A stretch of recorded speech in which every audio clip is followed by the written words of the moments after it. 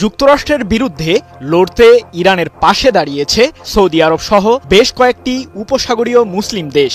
ইরানে হামলা চালাতে উপসাগরীয় দেশগুলোর আকাশসীমা ব্যবহারে যুক্তরাষ্ট্রের ওপর নিষেধাজ্ঞা আরোপ করেছে সৌদি আরব, কাতার, কুয়েত ও সংযুক্ত আরব আমিরাত, যার কারণে ইরান ইস্যুতে যুদ্ধের ময়দানে যোগ হয়েছে নতুন মাত্রা। এর ফলে মধ্যপ্রাচ্যে এক প্রকার কোণঠাসা হয়ে পড়েছে ইসরায়েল ও মার্কিন প্রশাসন।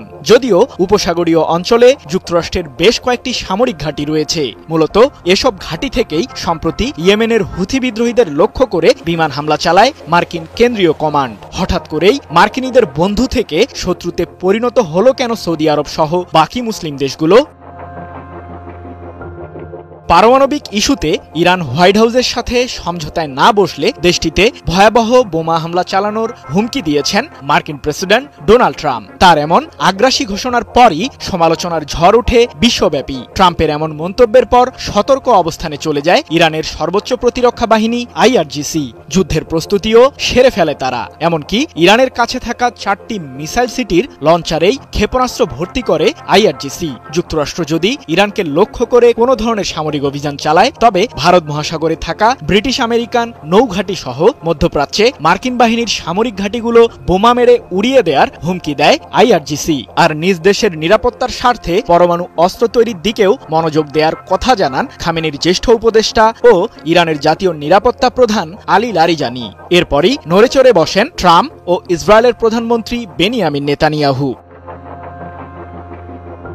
সম্প্রতি ইরান সমর্থিত ইয়েমেনের হুথি বিদ্রোহীদের ধ্বংস করতে মার্কিন কেন্দ্রীয় কমান্ডকে নির্দেশ দেন ট্রাম্প। লোহিত সাগরে অবস্থানরত মার্কিন বিমানবাহী রণতরী USS হ্যারি এস ট্রুম্যান থেকে শুরু হয় হুথিদের লক্ষ্য করে যুক্তরাষ্ট্রের হামলা। পাল্টা প্রতিরোধ বলয়ও গড়ে তোলে হুথিরা। মধ্যপ্রাচ্যে নিজেদের বলয় আরও শক্ত করতে আরেকটি বিমানবাহী রণতরী USS কার্ল ভিনসন পাঠিয়েছে মার্কিন প্রতিরক্ষা দপ্তর পেন্টাগন।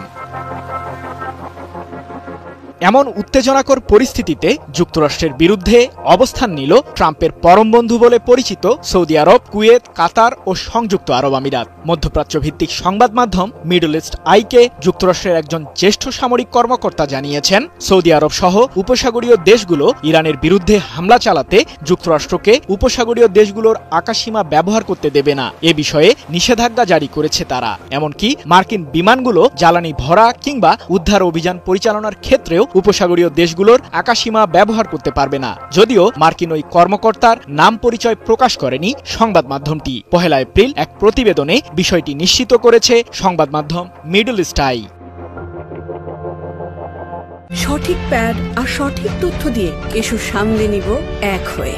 Mona Lisa sanitary napkin. এদিকে নাম প্রকাশে অনিচ্ছুক মার্কিন সাবেক কর্মকর্তারা বলছেন, ইরানে হামলা চালাতে পর্যাপ্ত উপসাগরীয় দেশের সমর্থন আছে যুক্তরাষ্ট্রের প্রতি। মার্কিন কেন্দ্রীয় কমান্ড প্রথম দফায় ইয়েমেনে হামলা চালানোর মুহূর্তে ওয়াশিংটন ডিসিতে সংযুক্ত আরব আমিরাত ও সৌদি আরবের প্রতিনিধিদের সাথে বৈঠকে বসে ট্রাম্প প্রশাসন। সম্প্রতি কাতার ও সৌদি আরবের কাছে অস্ত্র বিক্রির অনুমোদন দেয় হোয়াইট হাউস, যেখানে দোহাকে যুক্তরাষ্ট্রের তৈরি নতুন প্রজন্মের MQ-9 মডেলের ড্রোন বিক্রি করে মার্কিন প্রশাসন। এমন বন্ধুত্বপূর্ণ সম্পর্কের মধ্যেও যুক্তরাষ্ট্রের বিরুদ্ধে উপসাগরীয় দেশগুলো কেন অবস্থান নিল সে বিষয়ে তৈরি হয়েছে ধোঁয়াশা। তবে সম্প্রতি কাতারের প্রধানমন্ত্রী শেখ মোহাম্মদ বিন আব্দুল রহমান আল থানি শঙ্কা প্রকাশ করে জানান, ইরানের পারমাণবিক স্থাপনাগুলোতে যুক্তরাষ্ট্র হামলা চালালে উপসাগরীয় অঞ্চলের পানি ও প্রাকৃতিক সম্পদ বিপদের মুখে পড়বে, যার ফলে জীবনযাত্রা ব্যাহত হবে। 9 মার্চ এক প্রতিবেদনে বিষয়টি নিশ্চিত করেছে ব্রিটিশ বার্তা সংস্থা রয়টার্স। সৃজন মাহমুদ, নিউজ 24।